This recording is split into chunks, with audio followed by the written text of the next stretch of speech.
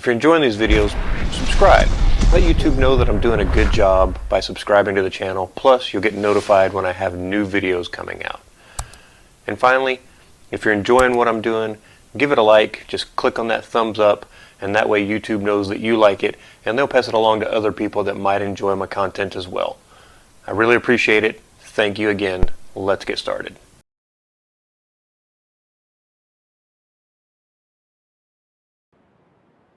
Thank you everyone for patiently waiting.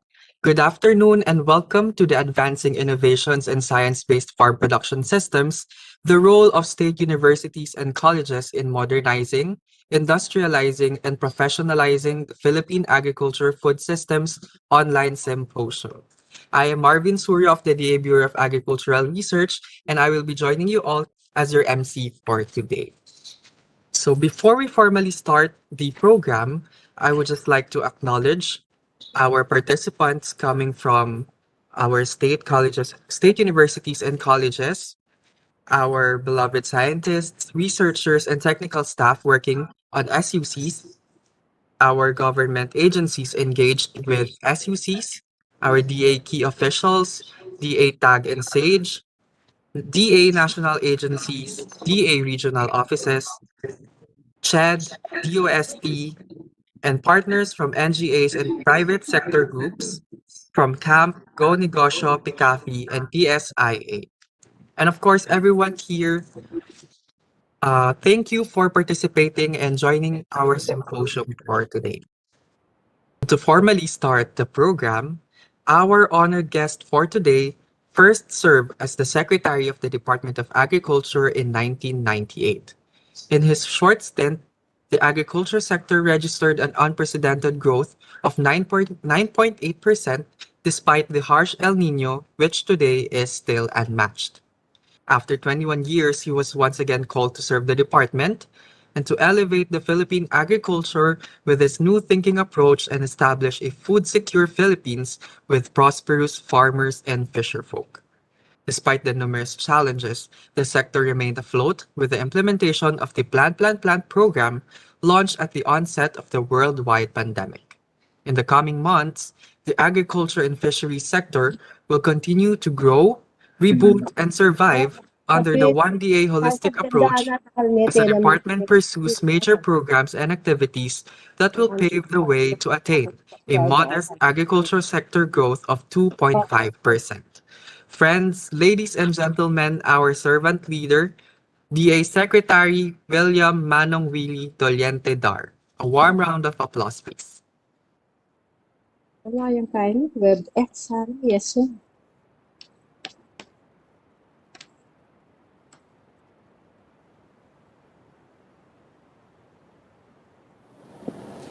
Excellencies and distinguished participants in this event, good day. The pandemic and other natural and man-made crises continue to wreak havoc on global health, economies, societies, and environment, threatening to push more people into extreme poverty, chronic hunger, and malnutrition. These challenges place greater emphasis on the need for structural reforms and transformation of agriculture food systems, and the time to act is now. It is an imperative to enable our food production, logistics, and distribution systems to be more inclusive and resilient as well as sustainable. In September 2021, the UN Secretary General Antonio Guterres will convene a Food Systems Summit as part of the Decade of Action to achieve the Sustainable Development Goals by 2030. The summit will launch bold new actions to deliver progress on all 17 SDGs, each of which relies to some degree on healthier, more sustainable, and equitable food systems. In preparation for this event, Several food system national dialogues and consultations have already been conducting in the country. These activities are important part of the decade of action to deliver the SDGs by helping to establish the future direction for food systems and to accelerate collective action to that end. The COVID-19 pandemic has shown the fragility and inequalities of our food system and underscored the urgency to make more sustainable, inclusive, and resilient. As the country's national dialogues convener for the UN Food System Summit, I assure our commitment to pursue the development of national pathways towards sustainable agricultural food systems. To realize our goals, we must apply a whole of nation approach, wherein a diversity of stakeholders will be involved, including voices that are seldom heard, and provide an important opportunity for participants to debate, collaborate, and take action towards a better future. They give us the chance to connect, meet new partners, inspire, and be inspired. Thank you, and we look forward to the successful conduct of the National Food System Summit activities in the Philippines. Mabuhay tayong lahat.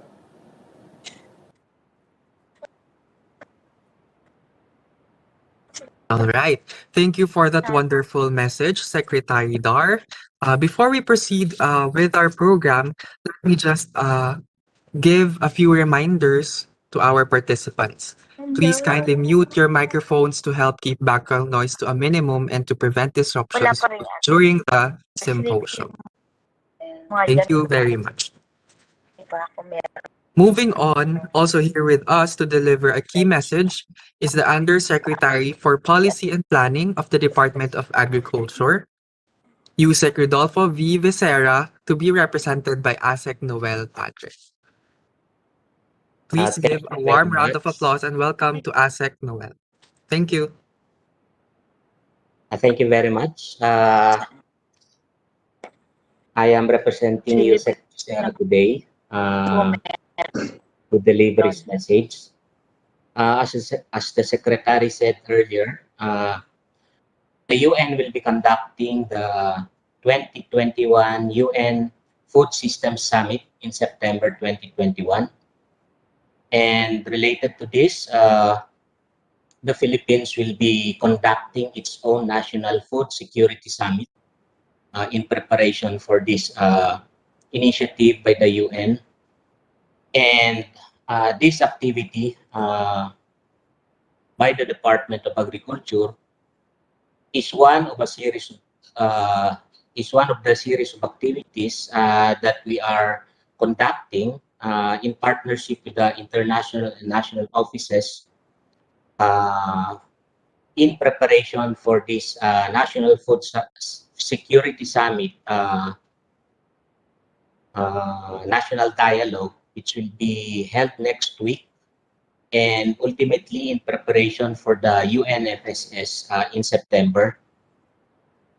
And this webinar on advancing innovations in science-based farm production systems is one of these activities, and we are conducting this in partnership with you, the country's state universities and colleges. This activity, I think, cuts across the 5 action tracks identified to guide discussions towards the UNFSS in September. These are Action Track 1, access to safe and nutritious food for all.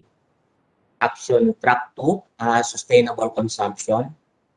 3, nature positive production. 4, livelihoods and equality. And the fifth one, boosting resilience to vulnerabilities. And this activity, the topic for this activity, I think, cuts across all the 5 action tracks. Technologies and innovations play a key role in achieving and realizing the department's goal to modernize, industrialize, and professionalize the agri and fishery sector. And one of the enablers in creating these such technologies is, of course, the academe, and particularly the state universities and colleges. And with the technical expertise and facilities in conducting research for development and extension programs. The SUCs are major partners of the department in its pursuit through its strategies under the food security framework. So, even under the Agri and Fisheries Modernization Act, the department, along with other government agencies, are mandated to support and prioritize research and technology initiatives, tools and and uh, facilities of SEUs for the latter to develop innovations.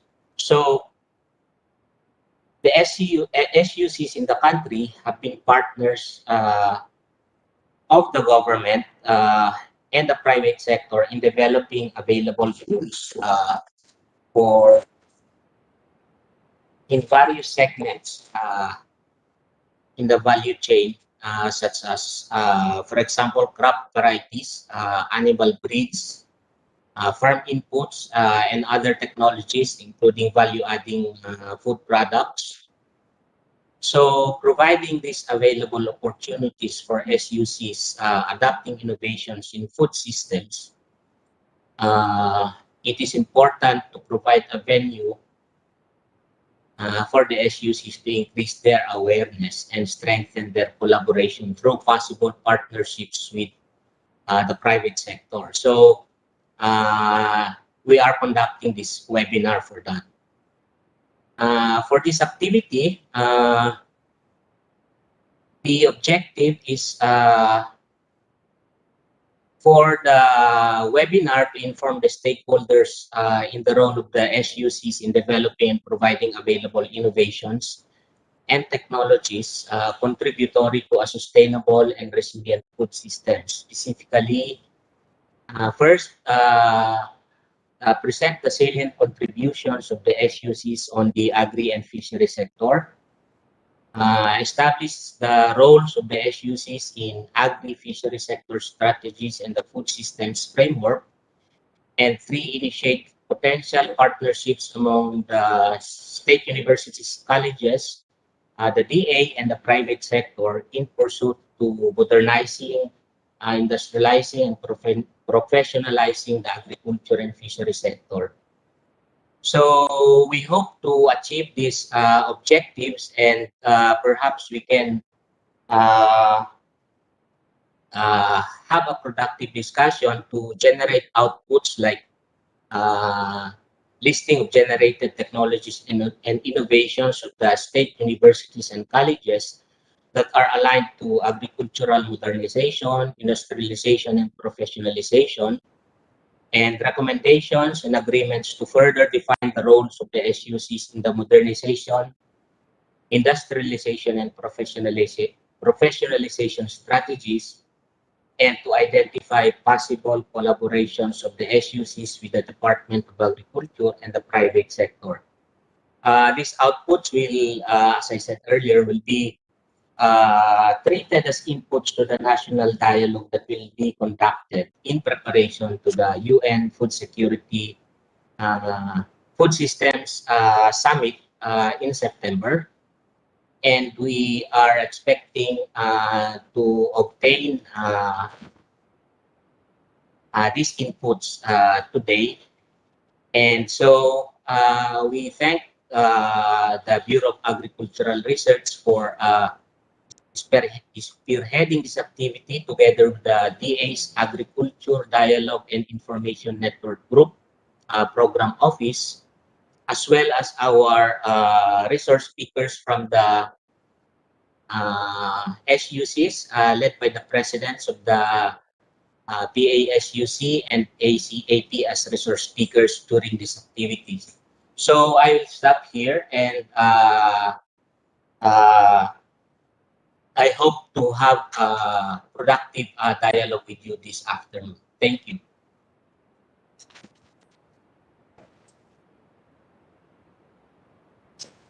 Thank you so much, Asik Noel, for that wonderful message.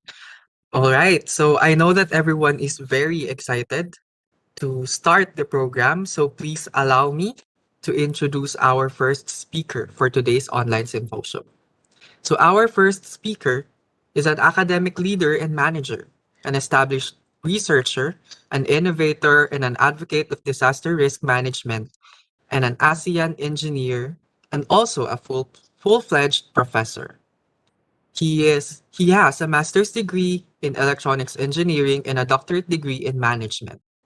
He was appointed president of the Batangas State University in July 2014 and was unanimously reappointed for a second term in 2018. He is also a member of the Australasian Association for Engineering Education, American Society for Engineering Education, and Institute of Electrical and Electronics Engineers. He has been given numerous citations and awards in recognition of his exemplary performance and dedicated service in various areas of specialization. Some of these include being awarded as the country's most outstanding electronics engineer in the academe in 2013 and receiving the Presidential Award of Recognition and Outstanding Faculty of the Year in 2011 and 2005 respectively. Two of his most recent research projects have received nationwide recognition: the Tactical Operative Amphibious Innovation, which helps its technology business incubator succeed by providing a supporting ecosystem that includes financing, mentoring, leadership development, and technology commercialization. He spearheaded the development and offering of 24 emerging academic programs in engineering and allied fields and establishment of the University Center for Transformative Learning. He also spearheaded the establishment, the Knowledge, Innovation, and Science Technology Park, the first technopark in the university, and is approved by the Philippine Economic Zone Authority, proclaimed by President Duterte as Special Economic Zone. In July 2019, he was re-elected as president of the Philippine Association of State Universities and Colleges, thus leading all presidents of state-governed higher education institutions in the country in strategic planning and policy formulation. Ladies and gentlemen, our first speaker, Dr. Tirso A. Ronquillo.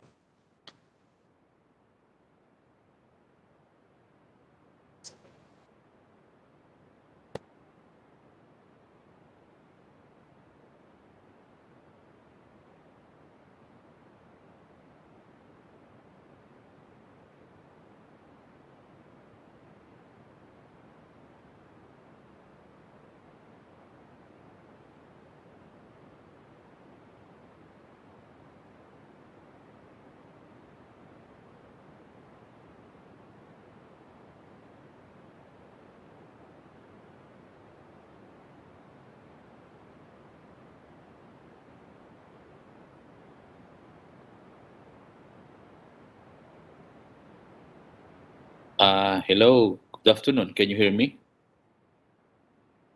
Yeah, yes, we can hear you very loud We and can hear clear. you. We can hear you. Loud and Okay, clear. thank you very much. The Secretary of Agriculture, our friend and partner, mentor, Secretary William Dar, all the undersecretaries and assistant secretaries of the department, my beloved SUC presidents all throughout the country, our partners from SUCs, faculty members, researchers, and all other stakeholders present this afternoon.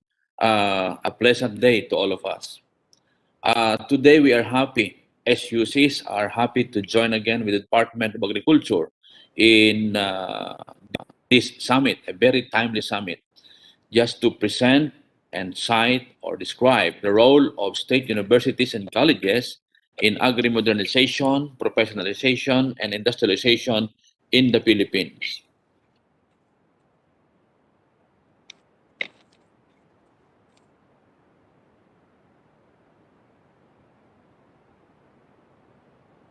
This presentation generally contains agriculture and the sustainable development goals, agriculture in the Philippines, and role of SUCs in the Philippine agriculture. As highlighted by the earlier speakers, the agriculture is really intertwined or empowering all the sustainable development goals. That the food systems technologies and innovation will be instrumental to achieving the sustainable development goals. The university, the higher education's role in the SDGs. Given this primary role as knowledge producer, higher education can serve as a powerful means to help create a more sustainable future. Thus, the concept of education for sustainable development has become in recent years one of the core educational initiatives to help address many of the problems associated with human development. Indeed, higher education's role in creating sustainable future will presumably take on greater importance as world continues to become increasingly globalized and interdependent.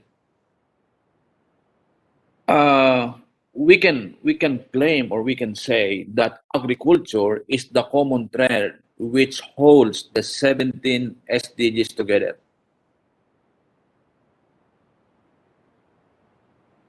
State universities and colleges is one with the Department of Agriculture's vision to food secure and resilient Philippines. We believe that our state universities and colleges is strategically positioned in different regions of the Philippines are the front runner of ensuring food security all throughout the country together with the Department of Agriculture. The Philippines is considered an industrial powerhouse. We are envied as an industrial powerhouse and serve as a manufacturing hub for many products, from consumer goods to medical products, cement, textile, and fertilizers, as well as steel for shipbuilding. We are considered an agricultural country, and the Philippines is in the best position to have an agriculture-driven economy. We know and we believe that more must be done, really, to make Philippines an agriculturally developed country. We are considered agriculture country and recently industry or agro-industrial country. So the government, including SUCs, must be really boosting that tag to the Philippines as an agricultural country by forwarding a number of programs or even actively participating in all programs and projects of the government. Just to share with you our SUC's capability or SUC's profile, we have 114 SUCs all over the country, including 434 satellite campuses.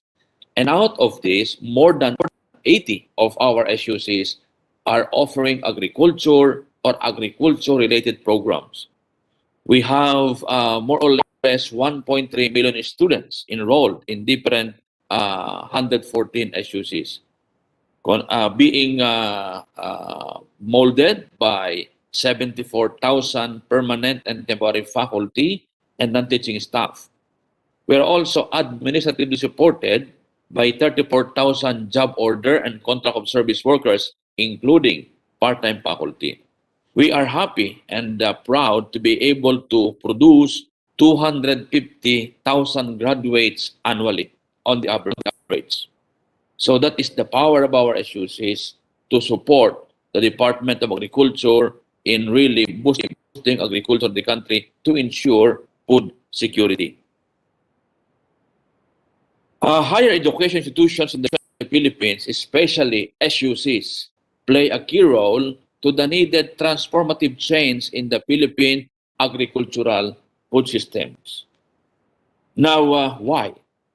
SUCs strive to undertake better research, improve their teaching, and support enhanced extension services in order to provide a more effective response to the many environmental and agriculture and development related concerns in the country, as it is mandated that SUCs be able to produce new knowledge by way of doing research, and that new knowledge be extended to our communities.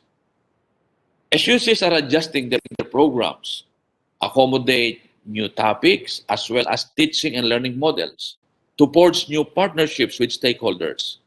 Their extension services, mostly agriculture, include support to education for agricultural sector that encompasses all levels of education.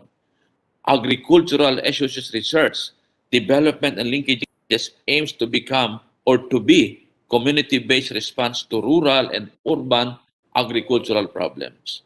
Out of more than 80 SUCs in the entire countries, we do a lot of research in agriculture, though there are other fields such as engineering, technology, IT, and even tourism, but most of the research being conducted by our SUCs are concentrated or focused on agriculture. After my talk, President Tulin, the ACA president, will be presenting the details of programs, activities, and projects being undertaken by our respective SUCs all throughout the country. Now, as to the enrollment of our SUCs, agriculture, in the agriculture, forestry, and fishery. This is as per CHED data, 2019-2020 academic year. We have 107,337 students enrolled in these programs, agriculture, forestry, and fisheries. How about our graduates? Almost annually, we were able to produce, on the average, 25,149 from our SUC, agricultural SUCs in the country. Recently, I think 2 years ago, PASOK, in the pursuit of ensuring that the intellectual capital of Philippine SUCs effectively serve as pipelines for technological innovation, economic competitiveness, and inclusive growth in the knowledge economy and Industry 4.0, PASOK engineered the platform for innovating SUCs for Industry 4.0, shortly PC or PISI, in partnership with USAID STRIDE, Philippine Development Foundation, and Singapore Polytechnic. This platform for innovating SUCs for Industry 4.0 basically consists of 4 strands. The first strand is on innovation diagnostic of state universities and colleges. This is all about determining the readiness of our SUCs to participate in innovation and industrialization. By way of determining or looking at the diagnostics, we look into the readiness of our human resource, readiness of our programs, readiness of our infrastructure, so that we can actively participate in this Industry 4.0, which includes modernization in agriculture. Second pillar of that PISI program or PC program is on innovation capital development. We believe that all our SUC stakeholders, president, vice president, faculty, staff, research, they are all considered innovation capital. They are all innovation actors. And we also propose innovation capital development, really, for them to actively participate in establishing innovation ecosystem. Third strand is on inclusive innovation partnership and collaboration. We believe that we, SUCs, should collaborate, should partner with each other so that we can be able to create a more dynamic innovation ecosystem. That gone were the days that SUCs or even stakeholders, whether private or government, work in silos. Now, we should synergize. We believe in synergy. We believe in collaboration. That in collaboration, we believe we can do more. The fourth strand of that program is on inclusive innovation ecosystem. That there has to be an inclusive innovation ecosystem in our universities, in our system, in our campuses, so that we will be able to contribute to a nationwide innovation ecosystem. There are a lot of programs being put into pipeline by our SUCs in building this innovation ecosystem by way of introducing programs, even curricular programs, even research, even establishing technology business incubators or center for technopreneurship and innovation, or even establishing technology parks.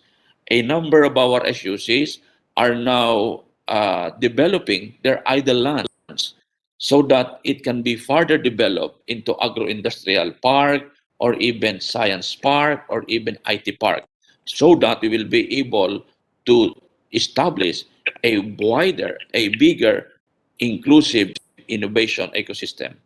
This includes even, we believe, that the spillover of these technologies, of this innovation ecosystem, are more directed research or programs on agriculture.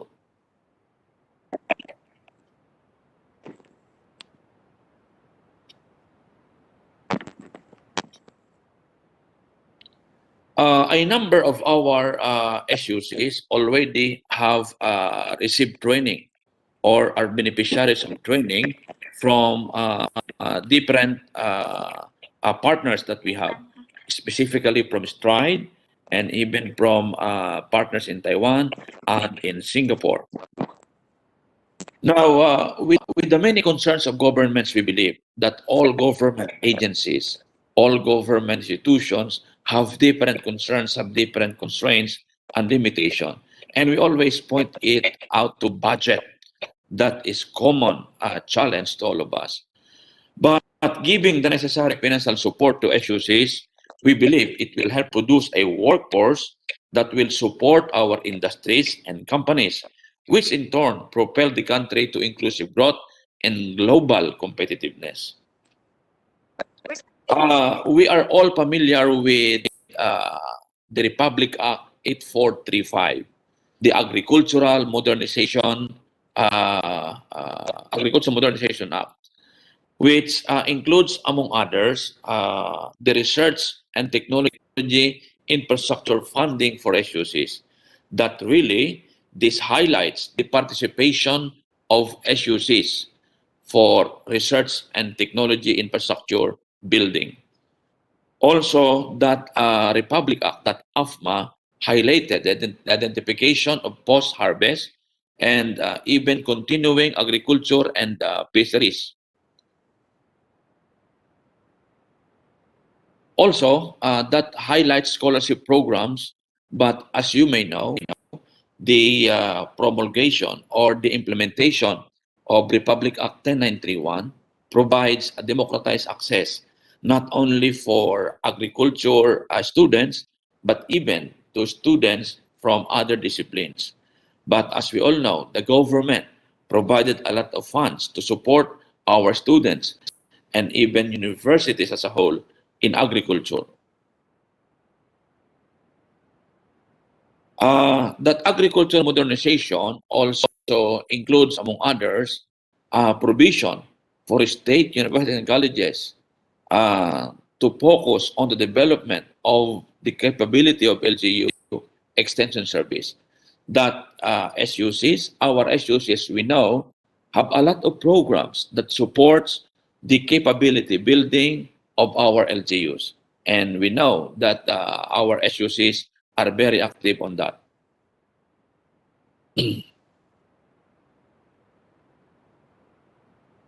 The National Agriculture and Fisheries Education System is very familiar among our SUCs as spearheaded by the Commission on Higher Education.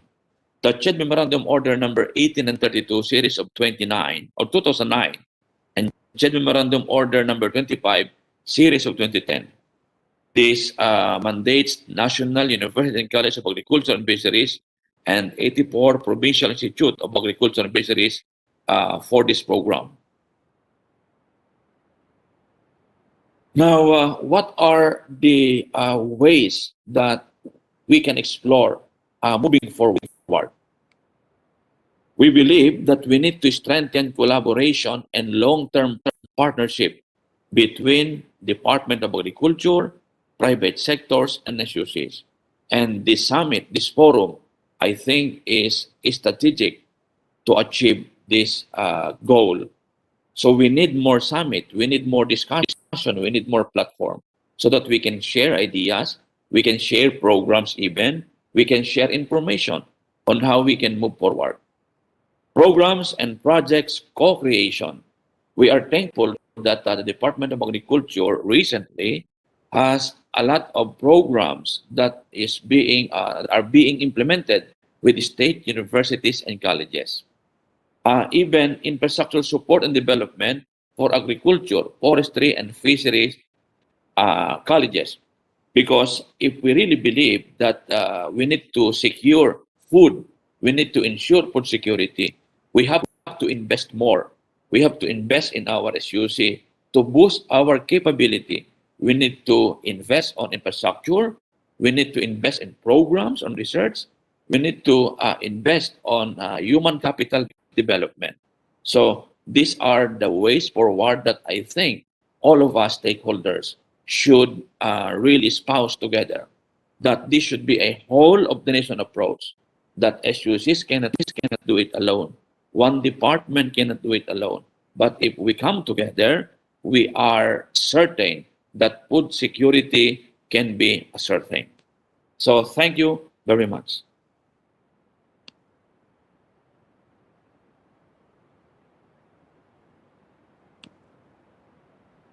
All right, thank you so much po, Dr. Ronquillo, for that very comprehensive presentations about the role that our state universities and colleges play in the Philippine agriculture food systems sector.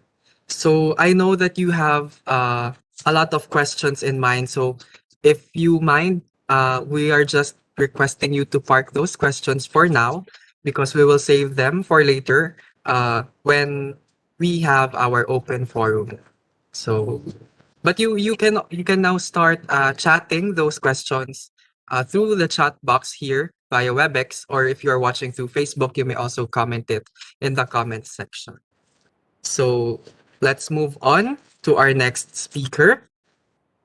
Allow me to introduce our next speaker is the current president of the Visayas State University and at the same time the president of State Universities and Colleges Association of Colleges of Agriculture. He is the 2018 DOST Outstanding Research Administrator awardee by the National Academy of Science and Technology. He is also a Presidential Lingkod Bayan awardee in 2014, accorded by the Civil Service Commission. In 2009, he was given the Best Mentor in Health Research Award by the Philippine National Health Research System. He obtained his BS degree in Agriculture, major in Agricultural Chemistry at VSU, then Visayas State College of Agriculture.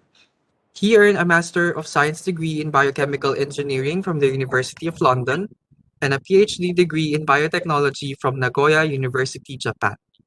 Becoming the sixth VSU president, he served as the vice president for planning and resource. Before becoming the sixth VSU president, he served as the vice president for planning and resource generation for 5 years and the vice president for instruction for more than a year. In 2016, he was elected as the president of the Asian Association of Agricultural Colleges and Universities. As president of VSU, he leads in the quest to become a globally innovative and competitive university. Ladies and gentlemen, our next speaker is Dr. Edgardo E. Tulin. Please give him a round of applause. Thank you. Good afternoon po sa lahat. To our Secretary, Dr. William Dar, our Assistant Secretaries and Undersecretaries, Director Choi Mamaril of the Department of Agriculture, Bureau of Agricultural Resources, and the technical staff of the AR. Hello, sir. Yes, our SUP presidents. Can you hear me? Yes, we do. Okay.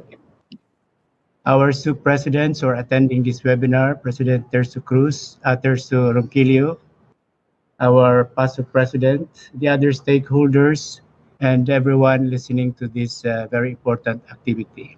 Again, good afternoon. So my presentation focused on the role of SUK AKAP in agri-modernization, industrialization, and professionalization. So let me present to you the outline of my talk. Next, please. Okay, I'll give you a brief background of what SUK AKAP is about to contextualize my presentation this afternoon. Then the ongoing partnerships of SUKs with the Department of Agriculture. We present some of the projects that are implemented and technologies that are actually commercialized and developed by AKAP member institutions. And then we go into the role of SUK AKAP in what we are having today, agri-modernization, industrialization, and professionalization. And then the current and upcoming SUK AKAP projects or engagements. And then I'll talk a little about convergence with the industry or private sector. So SUK AKAP actually was established in 1962 with Dr. Juscoro L. Umali as the first president. And now this is an association composed of 74 member institutions from both public and private, but mainly are actually coming from our SUKs, from PASUK member institutions. So the primary aim of this association is to ensure a more relevant and functional operation for our colleges, offering agriculture program, particularly in response to the local and global demands affecting the educational system. Next, please. So the present executive board of SUK AKAP are actually coming from VSU as the sitting president. Then we have the vice president for Luzon, President Soriano of Pampanga State Agricultural University. Then we have distributed our vice presidents in 3 regions or clusters. We have the vice president for the Visayas, Dr. of Southern Leyte State University, President Yepes, and then President Garcia of USM. And then we have the other as our representatives of the other committee members, very distinct committees. And okay, the objectives, of course, of this association are the following: to consider the common goals and problems pertaining to the promotion of our effective programs in instruction, research, extension, and production in agriculture, to formulate or promulgate plans and policies and programs, as well as enable the member institutions to achieve these goals. This is actually the mentoring part. And then to explore ways and means which member institutions can help each other and contribute more effectively to the socioeconomic advancement of the people. Okay, next. So, of course, SUK AKAP strongly supports and promotes the Department of Agricultural programs. So it is very clear in our mandate that we support and promote the Department of Agricultural programs. Okay, so let me have the following partnerships of our SUKs with the Department of Agriculture. So in here, I have listed some of the technologies, some of the mature technologies of some of our state universities and colleges which are member of SUK AKAP. And you can see that these are actually ongoing technologies, mature technologies that have been picked up or taken up by our industry, some of them, and the others are actually already under negotiation. For example, in Aklan State University, we have the tissue culture of Aklan Piña, and we know that that region there is actually famous for piña cloth.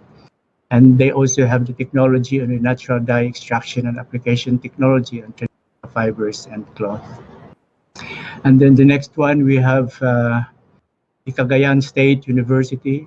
They have the bamboo production technology and the production of organic pineapple vinegar. And this is a very important technology, especially for bamboo, which we are promoting at present, and as well as the organic pineapple vinegar part of their promotion for organic or natural materials. Next.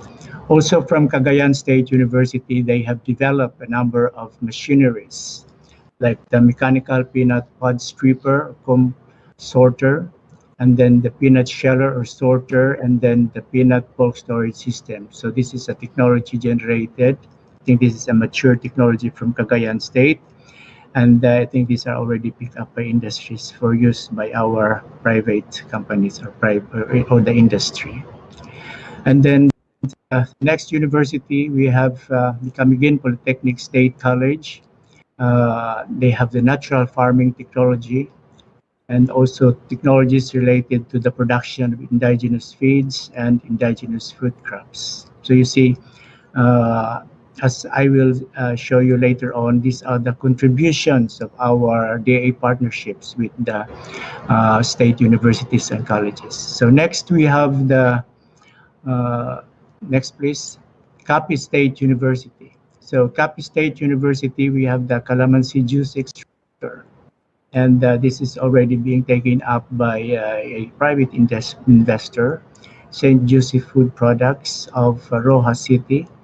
And this is a patented technology developed and supported by the Department of Agriculture and the corresponding programs. No? And then we also have other technologies from CAPIS. Next, please. The cocoa fiber twinning machine. So this is also a technology which is also very important in the utilization of cocoa fiber. And we know how this is very important as a material, a natural source of material for a number of uses in the industry, in our disaster mitigation, in other sorts of applications. And also next from Capi State University, we have the ginger processing technologies, which are also being taken up by a number of cooperators. We have the Orange Ladies Organization of Barangay Bayugan, Rojas City, Capiz, who is actually taking up this technology as their industry. And I think we have another one. Oh no, for Caraga State University, the technologies that are being developed by this university include the following. They have developed the web applications and database for enhanced production and risk management in agriculture integrated decision support system, or IPRIMA. And then we have also the integrated GIS mapping and database registry and management system for both existing and potential Philippine aquaculture areas, or AQUAR. And number 3, they have also developed mitigating greenhouses gases in livestock through different feeding formula, method, and practices for efficient cattle production, as well as an additional technology on Caraga black native chicken through selection and breeding, which is actually a potential niche product of the Caraga region. Also, I think these are very significant technologies from the Caraga State University. From Central Bicol State University of Agriculture, we have the stingless bee-based food and cosmetic products, the highly innovative cosmetic products from stingless bee. I think we have developed the propolis spray and the cream, and I think they have also manufactured a cream from the stingless bee. Aside from that, food products like macaroons, polvoron, and then and in addition, they also have the bath soap and other hand sanitizers, so on and so forth. Number 2, next please, we have, well, if Bicol is known for gabi or taro, they have also developed and now commercializing the dryer for taro leaves and as well as characterization of taro cultivars that are very appropriate or significant for their delicacy or their main popular dish, no? And I think it's appropriate that they have a collection also of taro cultivars in response or in support of their favorite dish in the Bicol area. And then they also have number three, the vetiver grass as handicraft material. Now, this is the first time that I come across using vetiver grass as a handicraft material.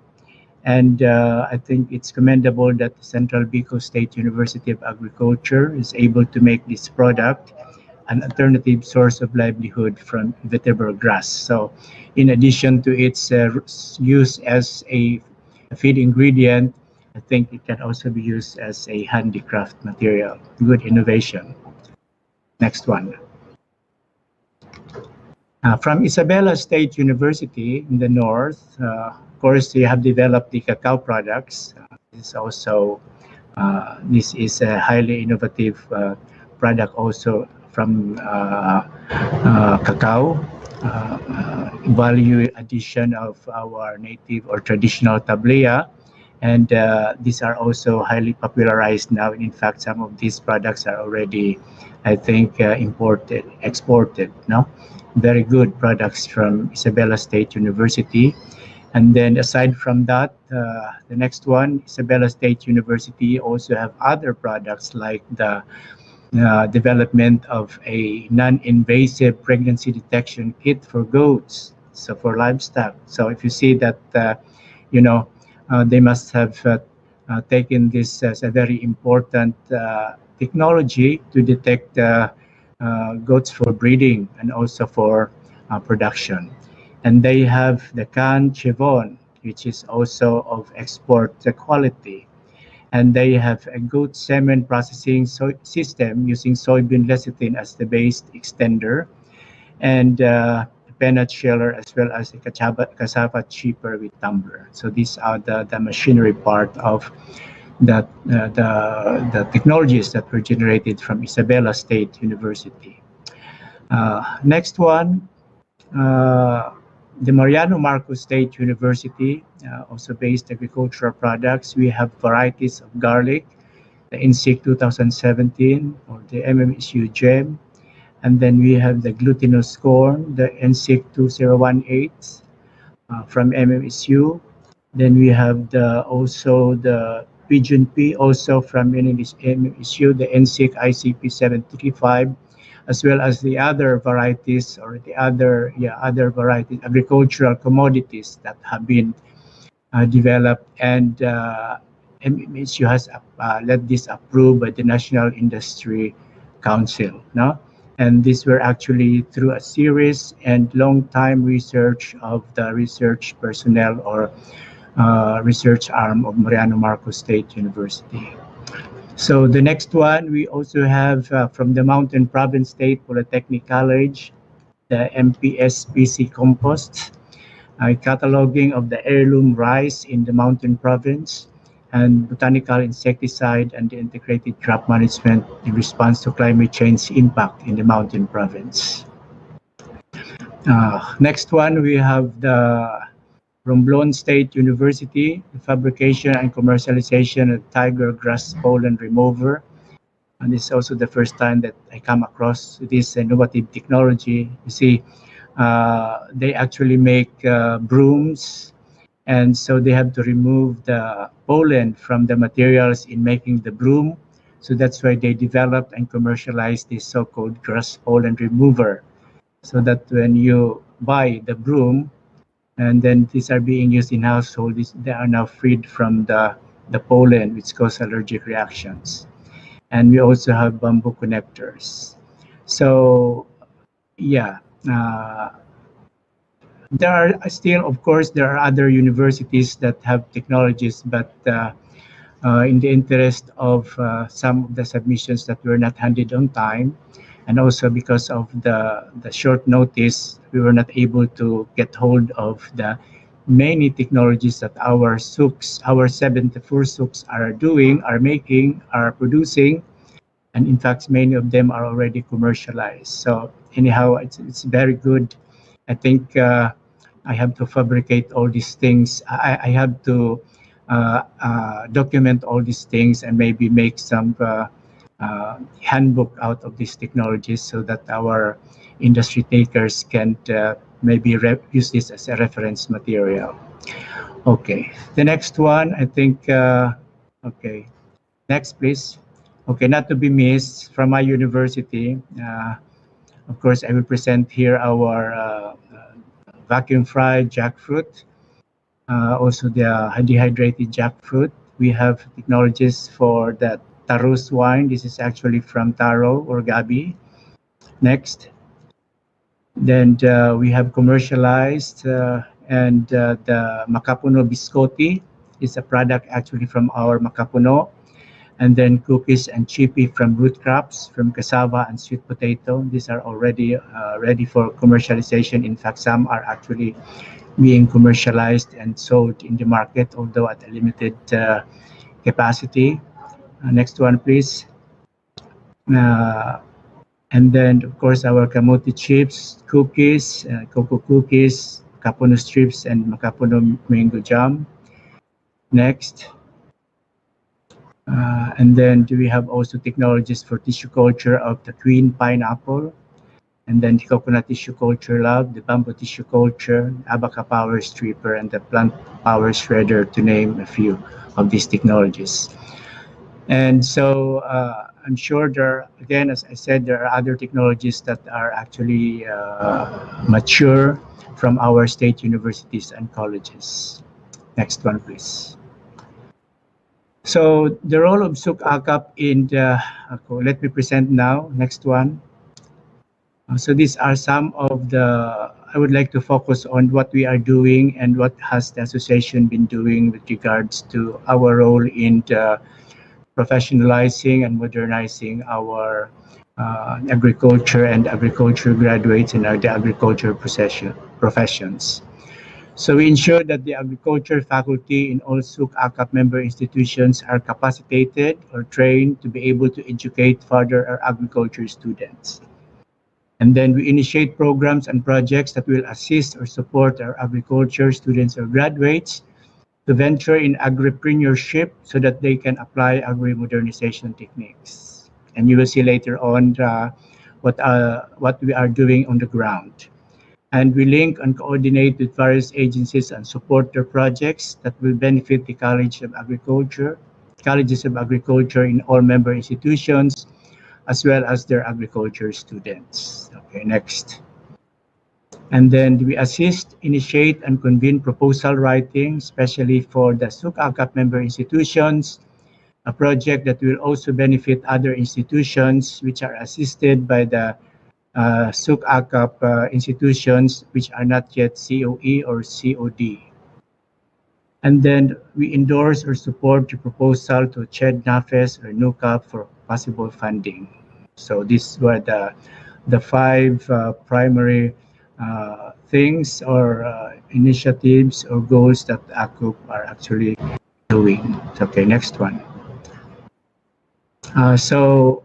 This is actually during the 2019 SUC-ACAP Biennial Convention in VSU with the attendance of CHED Chair Popoy de Vera as our guest speaker. And we had this one, is actually a big gathering of all SUC member institutions in the university, and that was also the time where we had actually a very big project on all aspects of the previously defined goals or objectives of SUC-ACAP. Next, please. We forged linkages or partnerships with the members of the Southeast Asian University Consortium for Graduate Education in Agriculture and Natural Resources, or the so-called UC. This is to facilitate academic exchange and mobility of our students and research and teaching staff, and then to share best practices and participate in meetings from the UC member consortium, UC member institutions, and then to connect these members to the UC member institutions. So this university consortium is actually composed of key universities from the Asian region. And so we try to, as part of our activity, we try to link some of our SUC member institutions. In fact, we are doing some activities now actually to capacitate our faculty as well as to let our students engage in these universities. Next, please. And then we forged also linkage or partnership with the Philippine Association of Agriculturists, or PAA. And this is to streamline our programs or projects and objectives to the two organizations to have meaningful and unified direction and greater strength in pushing for our programs and advocacies for national development. And then we share also information and actively engage in conferences or fora, dialogues and conversations related to agricultural issues, concerns and directions, and we support each organization in our efforts to upgrade the capabilities of the faculty, professionals, and students. So in fact, we have a standing collaboration now with PAA and SUC ACAP and also UPLB in helping our students in the licensure examination for agriculture. Next, please. So here are the following engagements that we are doing actively with the other partners. Next. Okay, SUC ACAP spearheaded in the participation of our Filipino students in the Agro-Studies internship program in Israel. So this is a program that provides a unique partnership or apprenticeship that focuses on capacity building of students in agriculture. So in a way, it promotes food security by empowering our students through a creative, dynamic, multicultural program that involves both academic studies and learning by doing or gaining real hands-on experience in the field. Next one. And the advantages of the Agri-Studies program: most of the universities foster internationalization to encourage linkages and exchange of diverse knowledge and cultures among students and faculty, and with the idea that the knowledge, the skills that they obtain from Israel will be brought back to our country, and either they initiate or make a venture of their own, or established or make improvements in introduce some of those modern technologies back to our country to improve our agricultural food systems or agricultural systems. So really the students get the chance to work real hands-on experience with advanced farming technologies and techniques in Israel. Next one. The program also helps produce globally competitive graduates with entrepreneurial skills, provides a window of awareness and understanding how problems and challenges in crop production and agriculture in general. And the graduates also of the Agro-Studies program serve as catalysts of agricultural development in their respective communities. So I think these are the goals that our Agro-Studies program actually hope to accomplish. Next one. So we convened one time before the COVID. We convened our Agro-Studies coordinators to really consult them on the progress and status of our Agro-Studies program.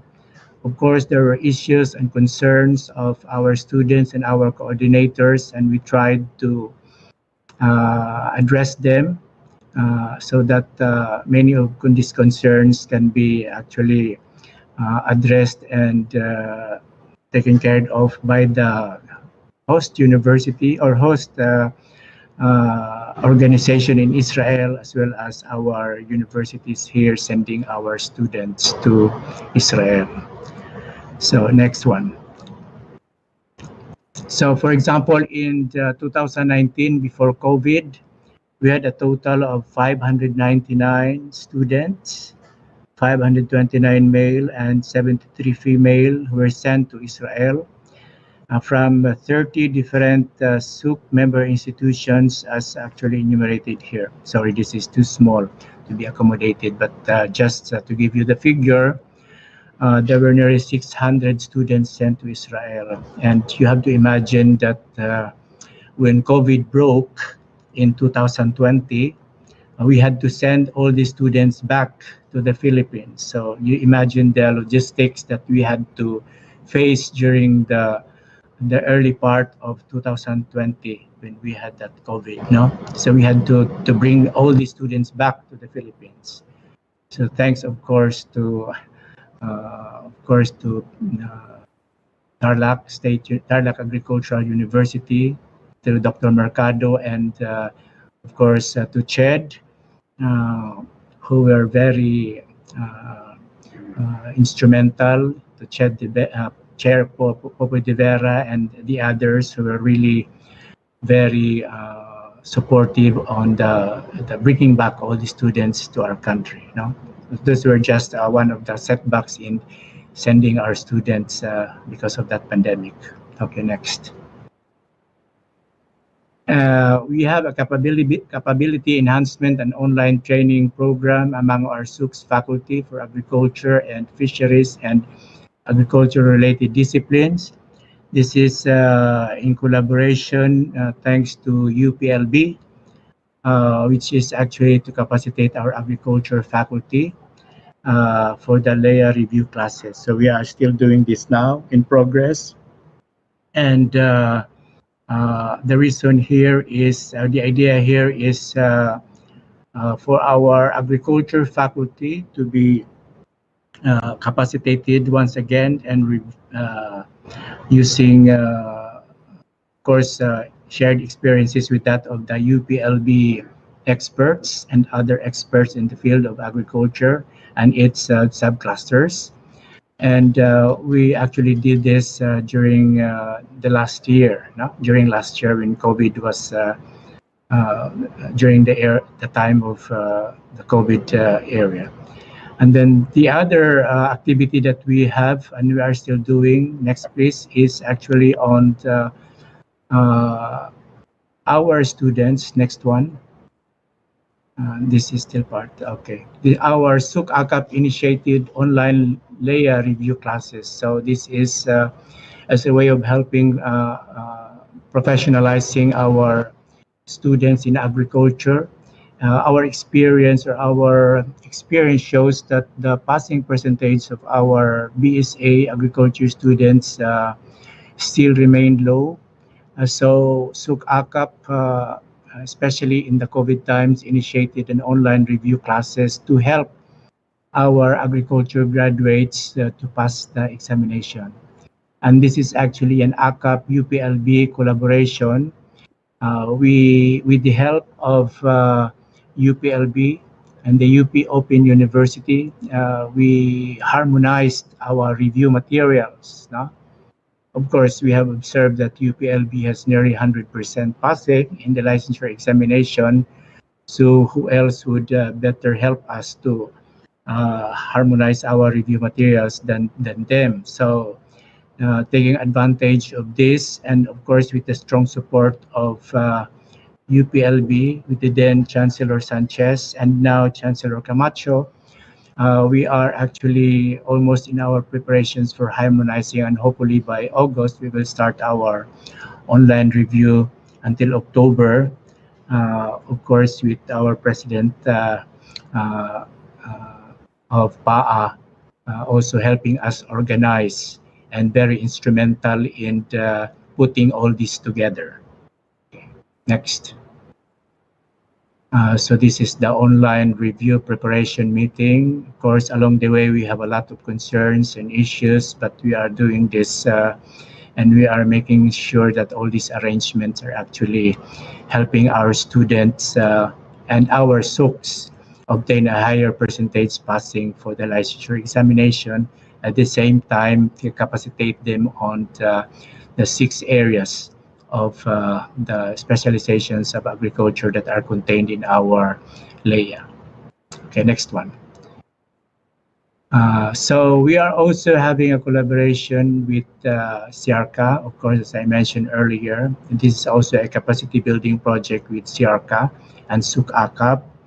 So we are also undergoing this training now. In fact, a number of our faculty members and graduate students are participating in a capability building or training on 6 areas, uh, like of course, to improve the capacity of our teachers, enrichment, of course, and also with our graduate students. And this is going on until next year. And thanks, of course, to Siarca with Director Gregorio at its head. Next, please. And yeah, this is the objective, is to raise the standard of Philippine higher education in agriculture, fisheries, and natural resources towards enhanced relevance and competitiveness in the 21st century. Okay, next one, please.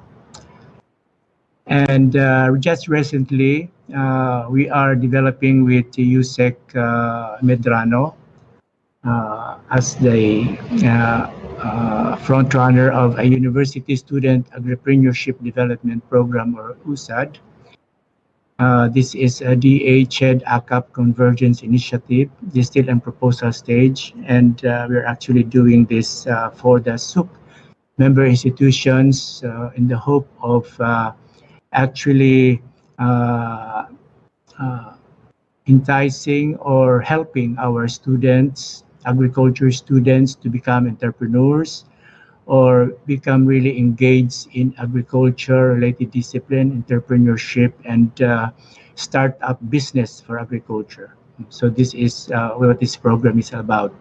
So in other words, what we are doing here is actually in the beginning tap or to award 50 member institutions of SUK-AKAP, provide them seed capital for our students to actually undertake a project on agriculture, be it production, enterprising, or processing, so on and so forth, to raise the level of awareness of our students, but at the same time have them have hands-on experience in the agriculture and doing business in the agriculture area. So this is supposed to be a self-sustaining initiative of DA-CHED and ACAP, and hopefully many of our students will undergo this program on the premise which we will negotiate actually that this will be a part of the requirements in lieu of their internship or their student thesis program as a requirement in the university. Okay, next one. Okay, now for ways forward, I put here 2 slides for the convergence of our activities with the private sector. Now, I think these 2 are very important slides, but we have actually a mechanism now in the university, and I think these are being already done by our universities across the country. We have a mechanism for partnership for technology transfer and subsequent commercialization.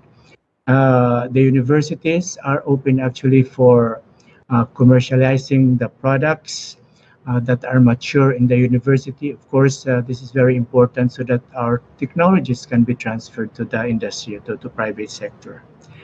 We conduct Technofora and Technology Summit to sell our technologies to the private or to the industry. And we also have the Farmers and Fisher Folks Day or Week in order to highlight the mature and technologies that are up for our private sectors or for our industry.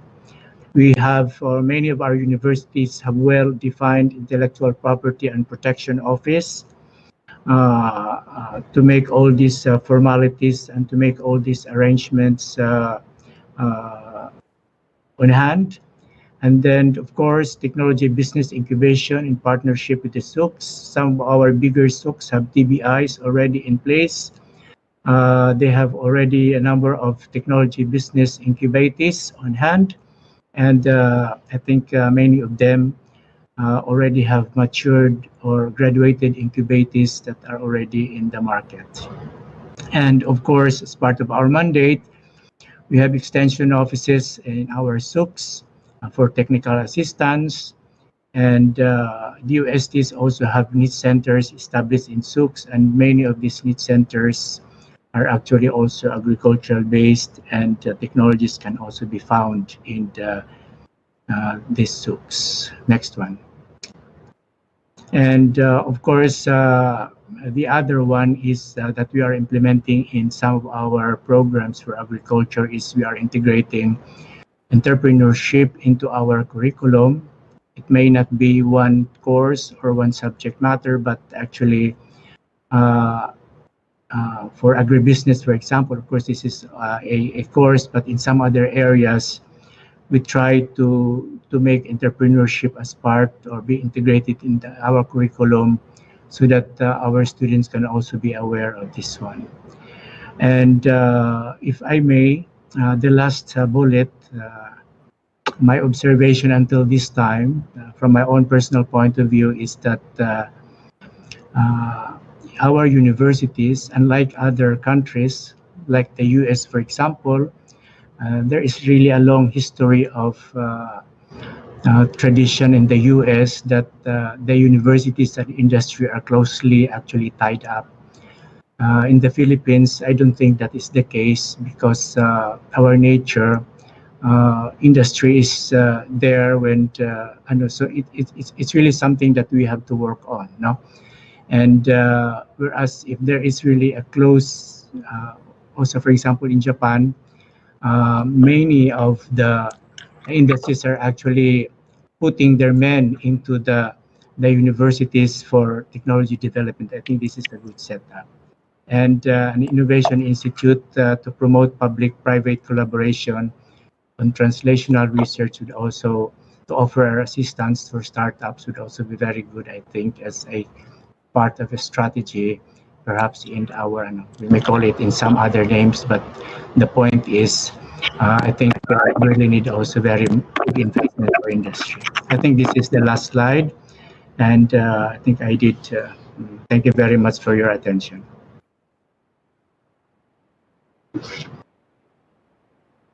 Thank you so much po, Dr. Tulin. That was a very informative and comprehensive presentation as well. So, moving forward, we will now be opening the floor for questions from our participants. So you may use the chat box if you are with us here via the WebEx app, or if you are watching through Facebook, you may also use the comment section there to leave your questions for Dr. Ronquillo and Dr. Tulin. Thank you. Marvin, there are already questions in the chat box. Can someone please filter this out? Yes, Okay. sir. Meron, okay. So, for example, the one, the last. Okay. Ito, from Mr. Gus Molina, what kind of technologies SUCs are patenting? The kind of research outputs I have seen so far, patenting would only hinder the scaling out to farmers. So this is now the wisdom about patents. We don't know whether President Ronquillo or Tulin will answer the question. Okay. For patents, actually, many of the universities, if not all universities, have actually the so-called intellectual property office, or the ITSU now. They're in charge of the intellectual properties, and also they're in charge of all the patenting of the technologies in the university. We applied for patents, and then these are granted to the universities, and then arrangements can be made directly to the university owning this patent. No? And there are provisions in our intellectual property book as to the sharing and all these things between the university and that goes to the so these are the kind of things that are present in our intellectual property handbook. So each university has of course maybe different versions of the patent. All of these are approved by our respective board of regents, no? There's another comment from one of our members of the bar tag family. Sabi niya ay day offices for better are for the linkages with possible funding and synergy of relevant agri-aqua initiatives, strengthen the agri-business incubation centers for very promising agri-business technologies, perhaps with the inclusion of DTI aside from DA and DOST. Yan po yung comment niya. Yes, I think that is a very good comment. No, I think DTI should also be part of that promotion for that for the industry. No, in the present setup, of course, DTI is also involved in our, but I think it really needs more engagement with DTI when it comes to really commercializing or how this industry, the private sector will move into full commercialization. Thank you po, sir. Oh, sorry. Okay, another comment from Mr. Art Baria. I know Mr. Art Baria was a former researcher from PhilRise. Sabi niya, I believe there are lots of studies and projects done by SUCs and partners.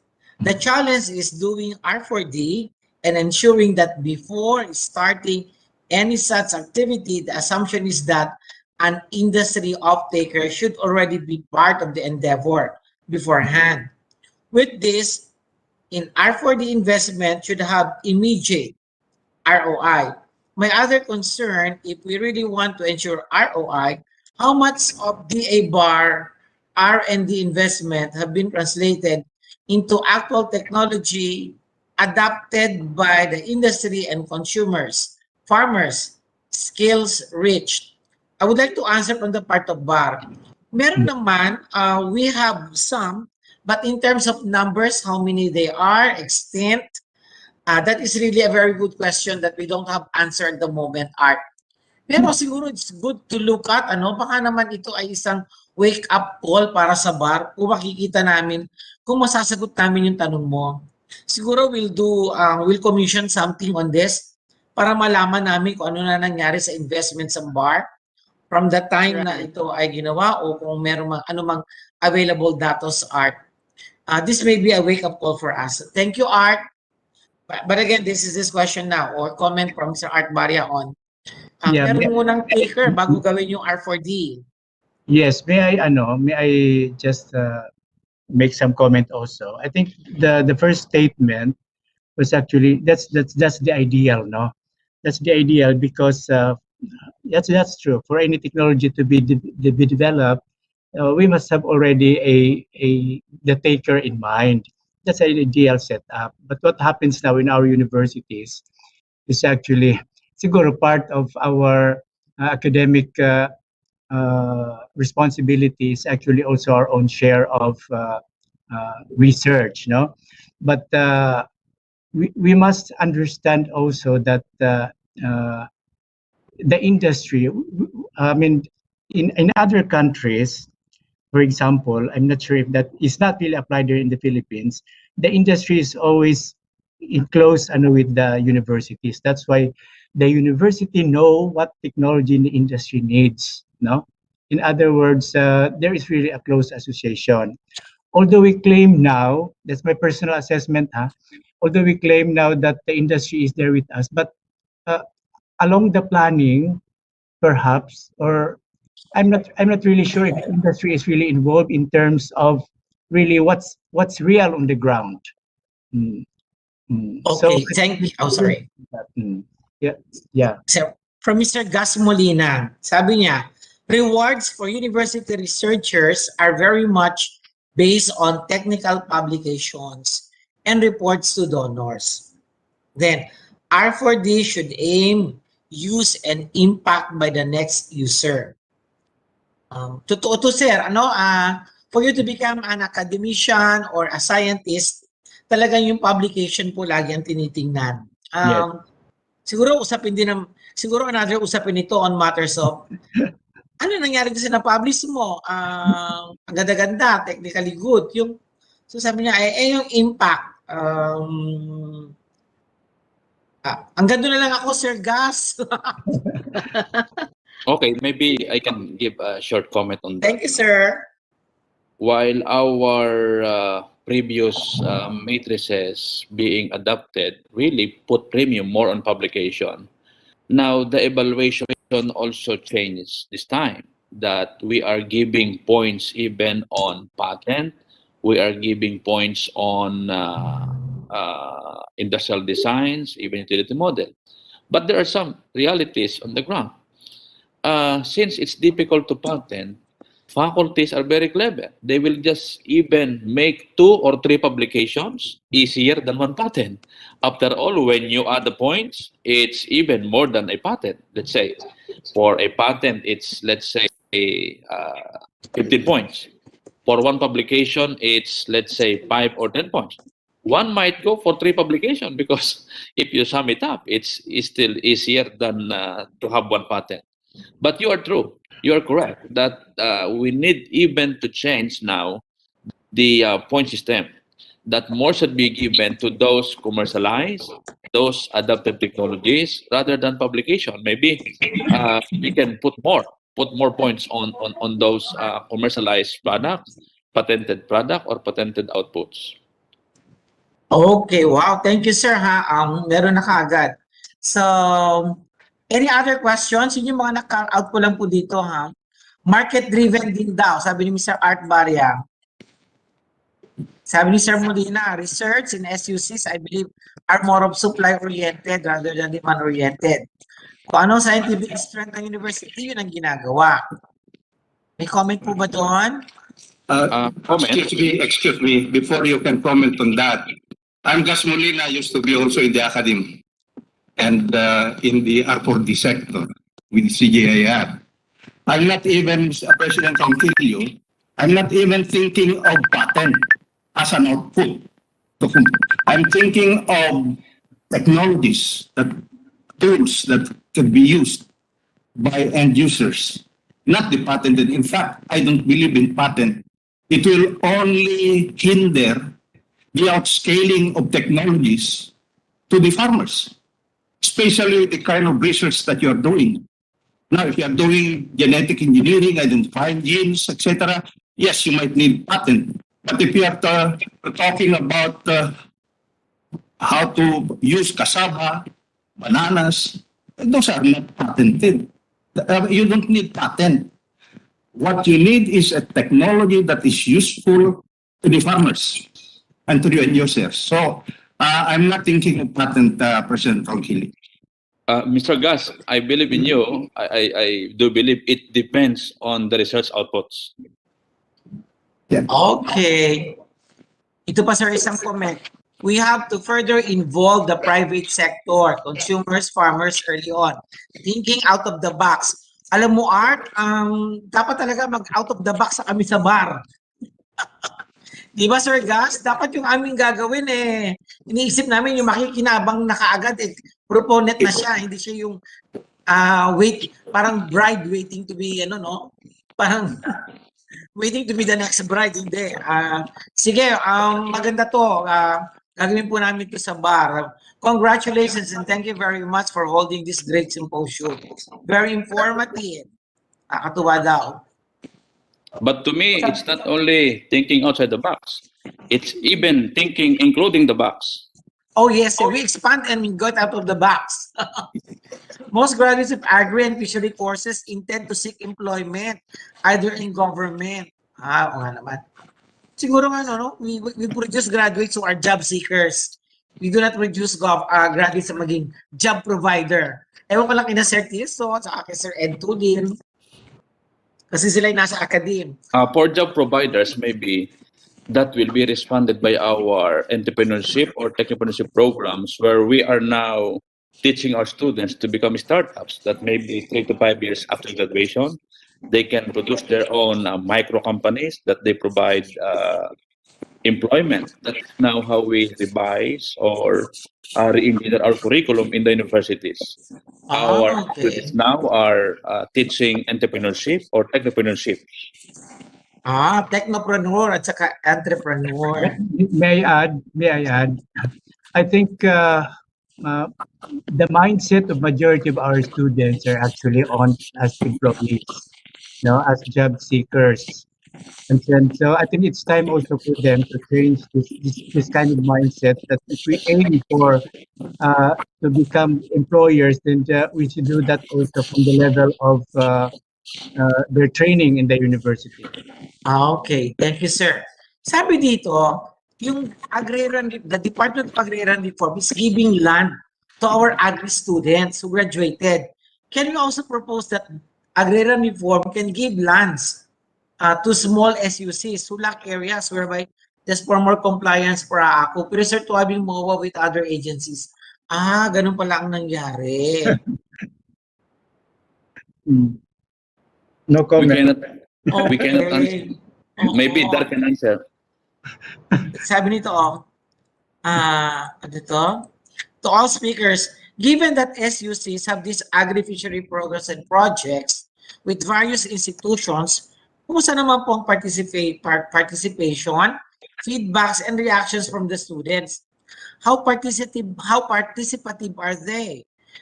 Is there anything that DA can or should do to help encourage the youth to take part in these SUC initiatives? Sa mga presidente muna sasagot. Sa DA, ginawa namin yung Maya program, immersion. Pero sa DA offices, I just don't know, baka ito yung immersion program ang pinag-uusapan dito. Ewan ko lang po sa mga academe ngayon. You know how these technologies are generated. Of course, when your faculty member or researcher make these projects, of course, the projects, some of these projects are actually being worked out by students in a form of thesis work, in a form of the laboratory exercises that they do. So there's the interface between research and instruction are actually in this kind of setup.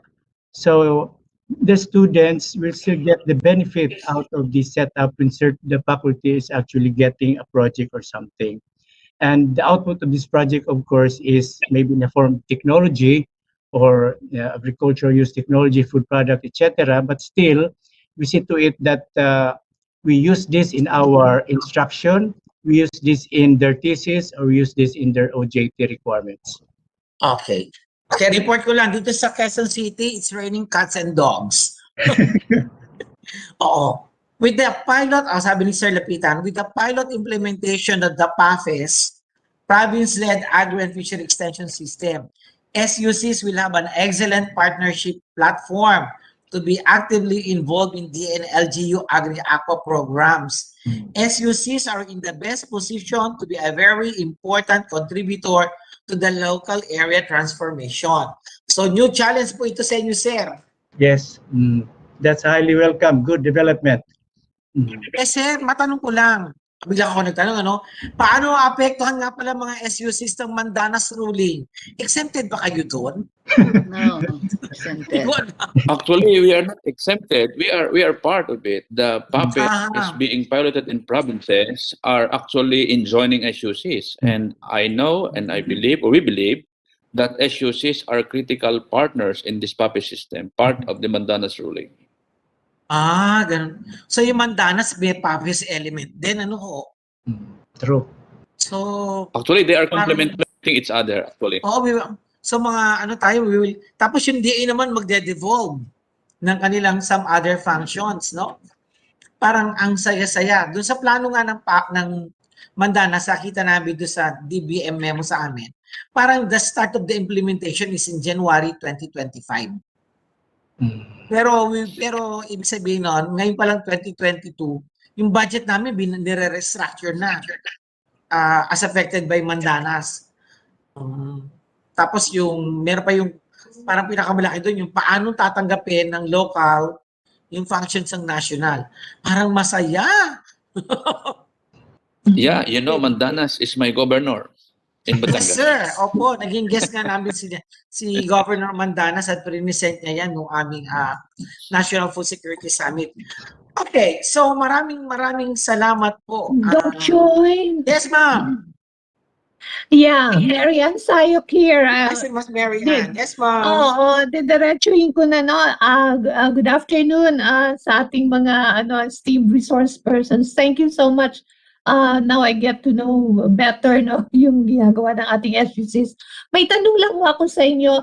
Are there already examples of licensing agreements between the SUCs and private seed companies as far as new varieties of plants, yung may licensing agreements na ba?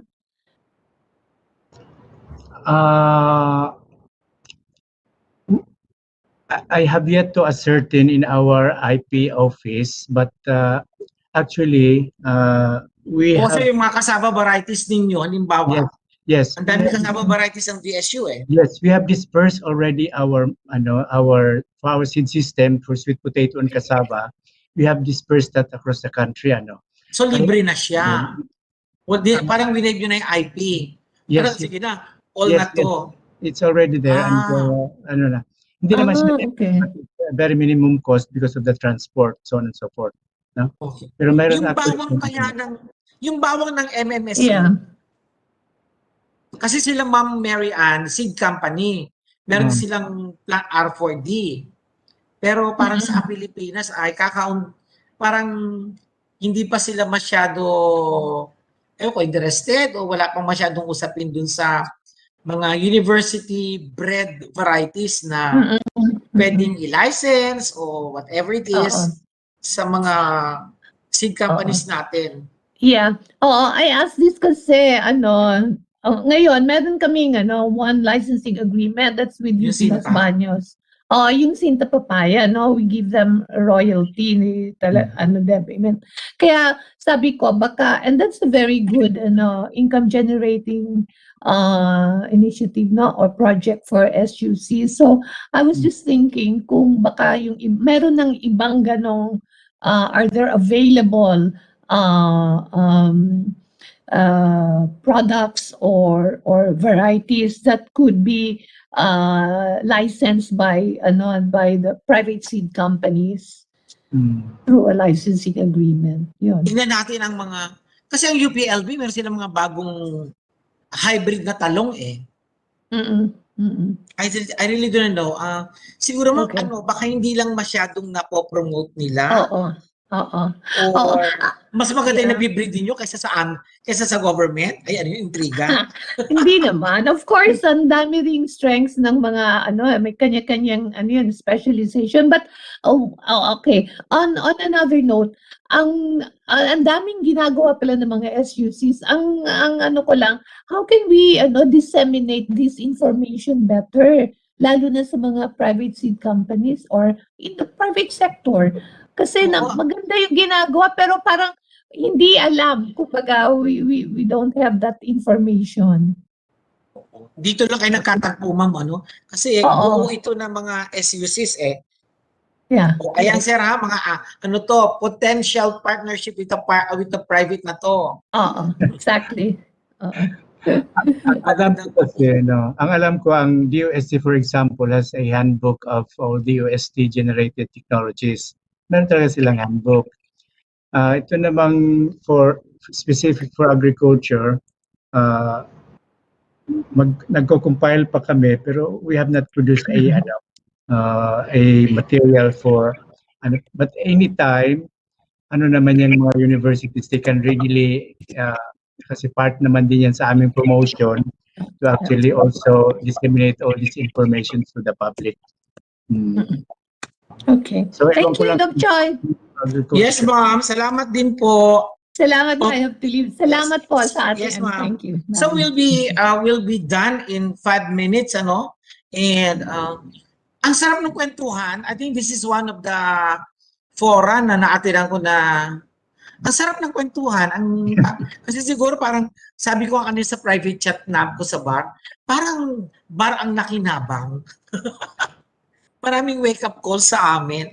O Marvin, tuloy mo na at baka bumaha na rito sa atin. Yes po, sir. I think we can entertain one last question po Okay, before sige. we proceed Pero wala po. na akong nakikita dito, mga comments ang magaganda na lang. Si Ma'am Oo. Virginia Cardenas po. Hello, Ma'am Virgie. Hi, Choi, and hi, everyone. Good afternoon. Before you leave me out, Ay, hindi. uh, I thought you were not going to ask me anymore, so I left some of my thoughts in the chat box. But since you already have asked me, yeah. First, let me congratulate si Dr. Tulin and Dr. Ronquillo for their very impressive, very informative, and comprehensive presentations. Congratulations. Ang gandang mapakinggan lahat kasi nakita natin what the SUCs are doing and how they are advancing the cause of the SUCs in getting mainstream to the modernization, professionalization, and the industrialization as pillars of the transformation of Philippine agriculture. Meron lang ho akong gustong malaman po kung is there any initiative of the SUC of the SUs and the ACAP in terms of looking at the labor market. The labor market. Kasi napaka-importante po rin sa atin sa SUCs if we have a good view and understanding of the labor market because of its implications to our curriculum review and development. Most especially now that everybody is talking about the fourth industrial revolution. And everybody is talking about the fusion of artificial intelligence and all those other technologies, physical technologies, plus the intervention of humanity. Kaya may ethics na rin na pinag-uusapan doon. But, you know, having said those, gusto ko sanang malaman to what extent we have looked into the labor market and how we can adjust or improve our curriculum in agriculture, particularly the formation of our agriculture educators, in such a way that we can reposition our agriculture education to meet the needs of this new future, particularly as in the first industrial revolution. Kasi if we are going to reposition for the future, dapat alam din na rin natin kung ano yung needs of the labor market, particularly in the ASEAN region. Kasi alam ni Dr. Tulin, we are working on the Philippine Qualifications Framework for Agriculture so that we can have our graduates more employable and competitive in the ASEAN region. So I think we should be able to see what's going on and let this be incorporated into our curriculum. So, yun lang po. Thank you very much. Okay. Magko-comment po ba kayo? Feeling ko kasi sinagutan ng Virgin tanong niya eh. Actually po, understanding labor market is actually a topic in our subjects in curriculum in agriculture. Not only in agriculture, even other programs. We need to understand the entire supply chain, our position in the supply chain, and we have to really understand the labor market. That's why when we develop a product, we have to have market validation. Otherwise, our technology will be outdated. Tama po kayo, Dr. Cardenas. We need to teach our students and even our faculty. You know, if our students will navigate from the internet, all is in the internet, the labor market, the supply chain. We just need to direct our students and our faculty at the same time. But there's no need to revise the curriculum just for one to understand labor market. It's a topic, maybe part of current events, updating of teachers and faculty to fully understand what should be taught in the classroom so that the product, tama po kayo, is synergizing with the fourth industrial revolution. I don't know if it's really sad to say that we are teaching fourth industrial revolution in a third industrial revolution environment. Country. No? Era. Yeah. Yeah. We easily say fourth industrial revolution, but look at our environment. It is really fourth industrial setting. How about the resources that we are pouring in? So we have to check. It should be an entire system, not only SUCs, but the entirety of the, even our industries. How are we sure that industries are 4.0? We are not sure that even industries are 4.0. They're expecting that SUC to become 4.0, but even industries and some processes no, outside SUCs. Hindi natin alam kung industry 4.0 or industry 0.4.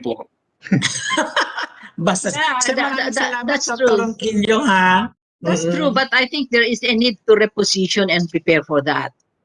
Okay, thank you, Ma'am Virgie. And last na magko-comment, barkada din ni Ma'am Virgie, kumukulog dito sa tabi ko. Si Yes. Dr. Ranyola. Hello, sir. Dr. Ranyola, sabi niya, pwede ba mag-comment? Okay po. Sir Ranyola, nasa na kayo? Sir Ranyola? Nawala na, Sir Bert. Pero basahin ko na lang yung comment niya, ha? Merong comment si Sir Ranyola, eh. Ang sabi niya ay, is there an initiative from SUCs to link with the private investors at the start of the technology development rather than at the end? Ang na-discuss natin to kanina, o sige po, sagot po ang ating mga university presidents. Yes po. The answer is yes. We have a lot of initiatives to really link with the private investors just to check. Alam ho ninyo, ang isang product bago ma-commercialize yan, ang dami ng stages niyan. And we believe that from the very start, industry or the private counterparts should be consulted. And we have a lot of initiatives on that respect po. Salamat po. Okay, Marvin, the floor is yours. Hindi na pala, the wall is yours. Thank you so much po again to our speakers. So now po, before we proceed to the next part of the program, we will be awarding certificates of appreciation to our dear speakers po. Ceremonial po ito. So allow me to read the contents of the certificate. The certificate of appreciation is awarded to Dr. Tirso A. Ronquillo, President, Philippine Association of State Universities and Colleges, for serving as a valuable resource speaker during the Advancing Innovations in Science-Based Farm Production Systems, the role of state universities and colleges in modernizing, industrializing, and professionalizing Philippine Agriculture Food Systems Online Symposium, held on the 6th of July 2021, given the 6th of July 2021 at Diliman, Quezon City, Philippines. So, signed po yan by Dr. Vivencio Arma Maril, our Director, Bureau of Agricultural Research of the Department of Agriculture, and Secretary William D. Dar, Agriculture Secretary, and Secretary for Policy and Planning of the Department of Agriculture, Yusek Rodolfo E. Becerra. So let's give a warm round of applause to Dr. Edgardo, to Dr. Tirso A. Ronquillo. So next po, the Certificate of Appreciation is awarded to Dr. Edgardo E. Tulin, President, State Universities and Colleges, Association of Colleges of Agriculture in the Philippines, for serving as a valuable resource speaker during the Advancing Innovations in Science-Based Farm Production Systems, the role of state universities and colleges in modernizing, industrializing, and professionalizing Philippine Agriculture Food Systems Online Symposium, given the 6th of July 2021 at Diliman, Quezon City. So, signed by Dr. Vivencio Arma Maril, Secretary William Dar, and Yusek Rodolfo P. Becerra. So, round of applause din po for Dr. Tulin. So, thank you so much po again for sharing your wisdom to our participants here on WebEx and also live on Facebook. So, for the next part of the program, may I call on our director at the Department of Agriculture, Bureau of Agricultural Research, for the ways forward and also for the closing message, Dr. Vivencio Arma Maril. Please. Hello everyone. Okay, hello everyone. Maraming salamat po. I think this is one of the fora na we really enjoyed, na from our end. Kung pwede ko lang basahin sa inyo yung mga private chats among the division chiefs and dito sa amin sa bar, parang kami mag-move forward on matters of R4D framework namin na yung bang yung sabi nga, yung techno user ba ay nasaan? Nasa simula o nasa dulo? Parang gawian na namin na nakalagay doon yung nakalagay namin kasi yung tatawag na potential beneficiary. So yun naman proponent, ilalagay niya kung sino yung beneficiary na po pwedeng makinabang. And these are mostly hypothetical. So siguro it's about time to shift it, na yung aming beneficiary becomes one of the proponents. Para hindi ka na naghihintay, kasama kang magtatrabaho dun sa technology na gagamitin mo. And I think isa ito sa mga move forward namin. So to last, hindi ko na pahabain ito. I'm very happy with the participation of most of you. Napaka-positive ng mga feedbacks dito. Meron nga lang mga konting hinaing sa buhay. Tulungan niyo naman po kami na mapadali ang renewal ng aming mga PRC licenses sa PRC. O merong mga ganung hugot dito, no? Pero nakakatuwa and malaking utang na loob namin kay President Tulin and President Ronquillo, pagkabatanggenyo, Bigotillo. Na on a very short notice, kami po ay napagbigyan ninyo. At maraming salamat po sa inyo, Dr. Virgie, kay Art, kay Dr. Gas Molina, kay Sir Ranyola, at yung ibang hindi ko nabasa mga pangalan. Meron lang dito, Doc Choi, masaya ako na bar is moving out of its shell. Hindi ko sabi kung sino nagsabi. Naka-private po yun sa akin. So maraming salamat po sa inyo lahat. Have a nice day ahead. It's raining cats and dogs na dito with matching ulan, kulog at kidlat. Maraming salamat po. Yung